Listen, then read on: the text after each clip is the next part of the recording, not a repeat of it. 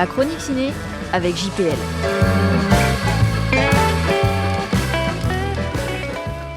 Marty Supreme, film fleuve.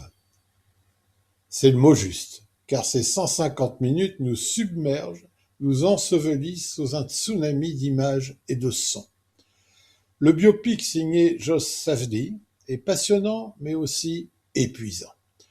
Marty Mauser, un jeune homme à l'ambition démesurée, est prêt à tout pour réaliser son rêve et prouver au monde entier que rien ne lui est impossible.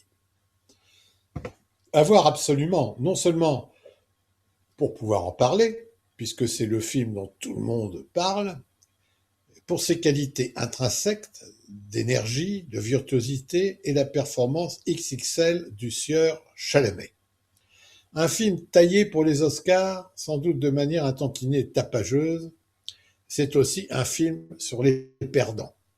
Chaque personnage est amené à perdre quelque chose, son match, son chien, son fiancé, ses camarades déportés, son fils soldat, son audition ou les espoirs de faire un comeback sur la scène un jour.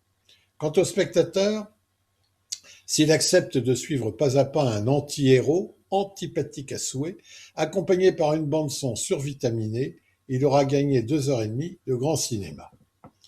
Dans le New York des années 50, le tennis de table a fait naître une véritable sous-culture peuplée de magouilleurs, de génies et de marginaux.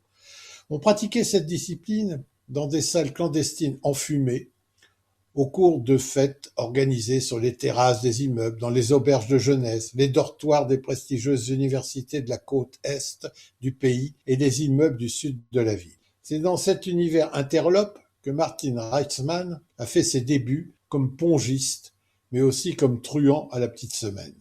Car Marty est un monstre, un parasite, qui détruit toutes les vies qu'il touche sans jamais en subir les conséquences, ni même les reconnaître. En faire le « héros » entre guillemets, d'un film restait une gageure. Oscillant entre coquinerie matinée de courage et lâcheté égoïste, Marty se passe sans arrêt le nœud coulant autour du cou, qu'il parvient toujours à desserrer à temps par un coup de chance ou un deus ex machina qu'on pourrait qualifier d'arbitraire si cette histoire n'était pas réelle.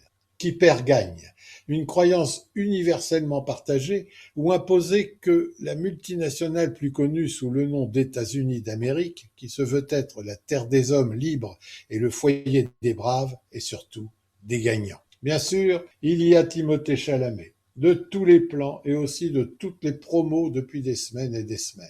Ben tiens, il est coproducteur. S'il n'a pas l'Oscar pour ce rôle, on va crier au scandale. Eh ben, on criera au scandale parce qu'il n'a pas eu l'Oscar. C'est vrai qu'il est tout simplement formidable et il est magnifiquement entouré par Gwyneth Paltrow, Odessa A'zion, pour moi une véritable révélation, Kevin O'Leary, Abel Ferrara, Tyler Hoekema et tellement d'autres. Ce biopic fourmille de personnages en tout genre. Le film est une boucle de désespoir et de cynisme qui se termine sur un message simpliste et nauséabond. L'égoïsme arrogant serait la vraie grandeur américaine et le carnage affectif qui laisse derrière lui un simple dommage collatéral pardonnable. On apprécie ou pas. Ici, j'ai aimé le cinéma, mais j'ai détesté le héros. Josh Safdie prouve qu'il reste un formidable ingénieur du stress, mais qui n'a jamais le courage de prendre parti sur son sujet.